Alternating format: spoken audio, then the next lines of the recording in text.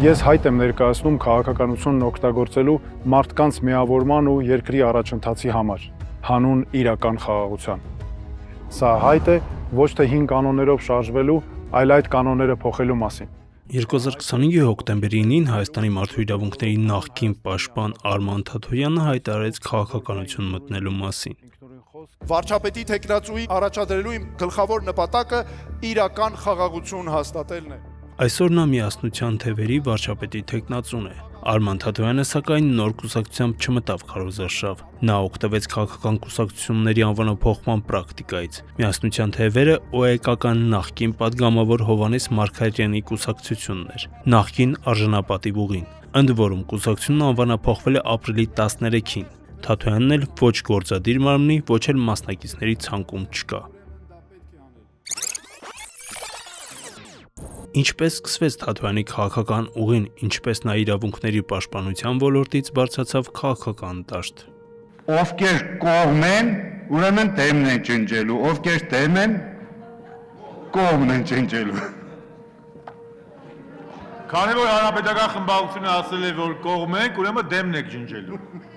Արման Թաթոյանը մարդու իրավունքների պաշտպան ընտրվեց 2016-ի փետրվարին։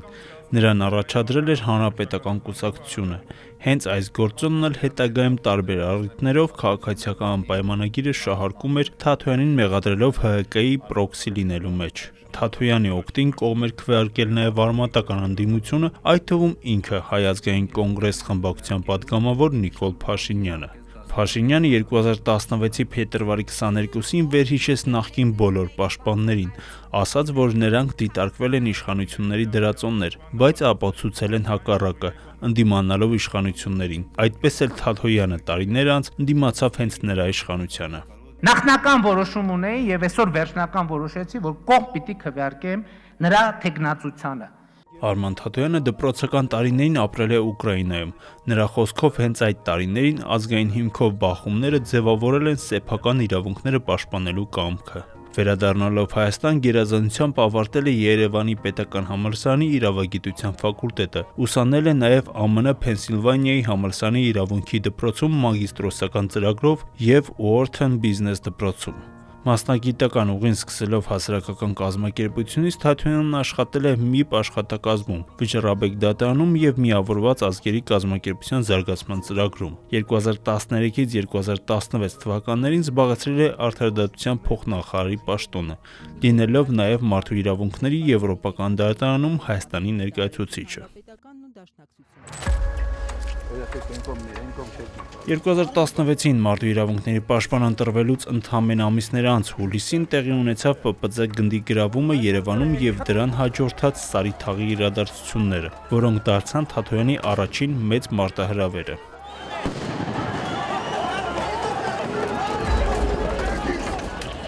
2016-ի հուլիսի 29-ից Սարի թաղի բախումներից հետո Թաթոյանը քննադատեց ոստիկանությանը։ Ցուցարարների եւ լրագրողների նկատմամբ կիրառված անհամաչափ եւ ապօրինի բռնությունների համար։ Բայց նրա քննադատությունը ակտիվիստների սրտով չէր, առավել եւս որ Թաթոյանը պնդել էր, թե ժողովուրդը ՊՊՑ գնդի գրավման օրերին Սարի թաղ էր գնում ոչ խաղաղ նպատակներով։ Զեկույցը ներկայացնելիս մի խումբ ակտիվիստներ ընդհատեցին այն ակցիայով։ Նախապես սահմանափակելու Հավաքը նախապես սահմանափակելու իրավունքով, ապա պետք է նշել, որ ոստիկանությունը չուներ այդ իրավունքը, որովհետև այն, որ հանրապետական կուսակցությունը ինձ առաջադրել էր, ոչ մի նշանակություն չունի, ինչ է նշանակում։ Ես հիմա ընտրվել եմ, աշխատում եմ այս պաշտոնին, հիմա ես ինքս, չգիտեմ, տանում եմ ինձ ինքնավարկաբեկման ու այս ինստիտուտը, որ սկսեմ կուսակցական շահեր պաշտպանել, բացառվում է նման բան։ Թաթոյանի պաշտոնավարման ընթացքում մահացավ ՊՊՑ գնդի գրավման օրերին առանձնացած Արթուր Սարգսյանը, հաց բերողը։ Լրագրողներն ու ընդդիմությունը քննադատում էին Թաթոյանին Արթուր Սարգսյանին եւ այլ գործիչների քաղբանտարկյալ չորակելու համար։ 2018-ի ապրիլ-մայիս ամիսների Թավշյա հեղափոխության ժամանակ Թաթոյանն իր վրա էր վերցրել ՄԻՊ-ի հայտարարությունները գրելու պատասխանատվությունը։ Նա մի առիթով ասել է, որ այցելել են Նիկոլ Փաշինյանին եւ վերջինիս ձերբակալել էին, ինչպես նաեւ այլ անձանց։ 2018-ի իրադարձություններից հետո Թաթոյանը Փաշինյանի իշխանության հետ լեզու գտնում էր, թեև հակասություններ կային արդարադատության նախարարության եւ դատախազության ու ՄԻՊ-ի միջեւ։ Եթե դրա պատճառով պետք է Մարդու իրավունքների պաշտպանի դիտարկման եւ դիտողության պատճառով պետք է մարդու իրավունքները խախտվեն, դա երևի այս նոր աշխարհի առանձնահատկություն։ Հումորա, պարոն Թաթյան։ Ասում եմ, եթե Փաշինյանի իշխանության հետ առաջին բախումը 2019-ն էր, երբ վարչապետը կոչ արեց արգելափակել դատարանների մուտքերը։ Թաթյանն այդ հայտարարությունը քննադատեց, հետագայում եւս խնդրահարույց որակեց։ Առհասարակային անձանց, ովքեր հանրային պաշտոն էին զբաղեցնում եւ իրենք կոչեր էին անում գնալու արգելափակել դատարանները։ Սա անթույլատրելի է։ 2020-ին Տավուշյան ռազմական բախումների եւ Արցախյան 44-օրյա պատերազմի օրերին Թաթյանը որպես մարդու իրավունքների պաշտպան փաստավակ գործունեություն էր իրականացնում։ Պատերազմից հետո ժամանակահատվածը պաշտպանի եւ իշխանության հակասության գագաթնակետն էր։ Մինչ Փաշինյանը հայտարարում էր խաղաղության մասին, Թաթյանը որպես օմբուդսմեն մեկնում էր այն գյուղեր, որոնց տարածքները զավթել էր Ադրբեջանը եւ փաստահավաք աշխատանքներ իրականացնում։ Ադրբեջանական զինված ուժերը պետք է հեռանան մեր բնակավայրերի մոտից։ 2021-ի խորհրդարանական արտահերթ ընտրություններին նա քննադատեց Փաշինյանին մուրճով ելույթ ունենալու համար, այն որակելով որպես հասարակությունը պառակտող ժեստ։ Ընտրություններից անմիջապես հետո այս մանդատով մենք գալու ենք ձեր հետևից, հիշեք։ Դա նշանակում է բռնություն,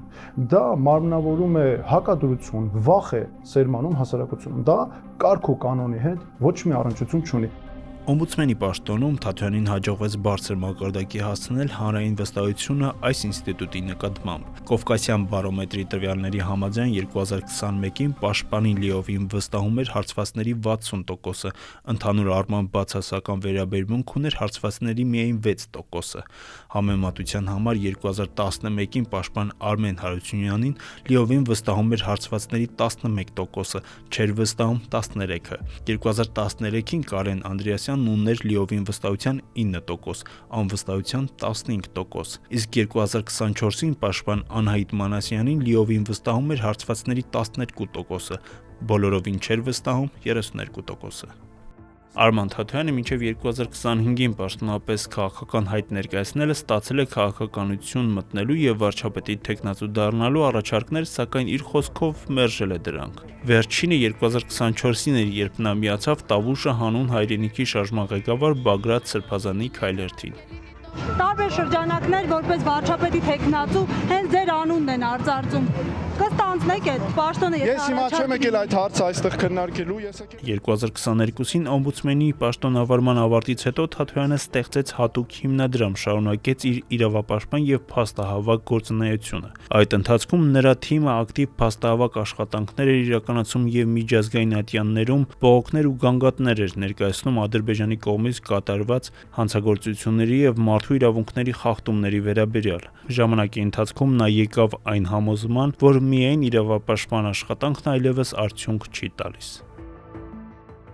Քաղաքական հայտ ներկայացնելով Թաթյանը սկսեց քննադատել իշխանությանը, երբեմն էլ չէր մոռանում նախկիններին։ Ադրբեջանի իշխանությունը, եթե նպատակ ունի խաղաղություն հաստատել, այս կերպ է խաղաղություն հաստատում, արագ գնում նախապատրաստվում է, որպեսզի ռազմավարական առումով կարողանա Հայաստանի անվտանգության համակարգը խաթարել եւս մեկ անգամ։ Նիկոլ Փաշինյանը պարզապես սնվում է նախկին նախագահներից, եւ այս երկու համակարգերը իրար ուժեղացնում են։ Թուրքիան Եվրոպական միության անդամ չէ, այստեղ այդ է կարևոր ինձ համար։ Մենք էլ Եվրոպական միության անդամ չենք։ Եթե մենք ուզում ենք գնանք այս իշխանությունները, Արցախի վերադարձի հարց չենք բարձրացնում, դա մեր օրակարգում չէ։ Մեր օրակարգում է Արցախահայերի վերադարձի հարց որպես հումանիտար խնդիր։ Դա 2015 թվականին ինչպես եք վերաբերվում 2015 թվականին ես մասնագիտական աշխատանք եմ կատարել։ Իմ մասնագիտական աշխատանքի մեջ չի մտել սահմանադրության հետ կապված որևէ հարց։ Արման Թաթյանն առաջարկում է վերանվանել Սև լիճը Դոնալդ Թրամփի ազգային արգելոց, իսկ Ջերմուկի լեռները Մելանիա Թրամփի ազգային արգելոց անվամբ։ Փոխել քաղաքական խաղի 5 կանոնները, հրաժարվելով նախկինների եւ ներկաների շղթայից եւ ձևավորել նոր քաղաքական մշակույթ։